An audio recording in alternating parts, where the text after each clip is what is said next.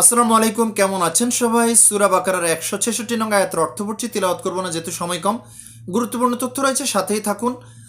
বিসমিল্লাহির রহমানির রহিম। যখন যাদেরকে অনুসরণ করা হয়েছে তারা অনুসারীদের থেকে আলাদা হয়ে যাবে এবং তারা আযাব দেখতে পাবে আর তাদের সব সম্পর্ক ছিন্ন হয়ে যাবে। এখানে দুনিয়াতে আমরা যারা আজকে অনুসরণ করছি, যাদেরকে নেতা হিসেবে অনুসরণ করছি, পীর ফকির হিসেবে অনুসরণ করছি, দেবদেবী হিসেবে অনুসরণ করছি, যে যে ধর্মের হয়ে থাকি না কেন, মৃত্যুর পরে আমাদের এইসব যাদেরকে অনুসরণ করা হয়েছে তারা আমাদেরকে অস্বীকার করবে। অস্বীকার করার পর অনুরাগীগণ তখন খুব আফসোস করবে, আহা যদি আমরা এদের থেকে আলাদা হয়ে যেতে পারতাম, যদি আবার ফিরে যেতে পারতাম তাহলে খুব ভালো লাগতো বা খুব ভালো হতো। কিন্তু দুঃখজনক, আর ফিরে যাওয়া যাবে না, আলাদা হওয়ারও সুযোগ নাই।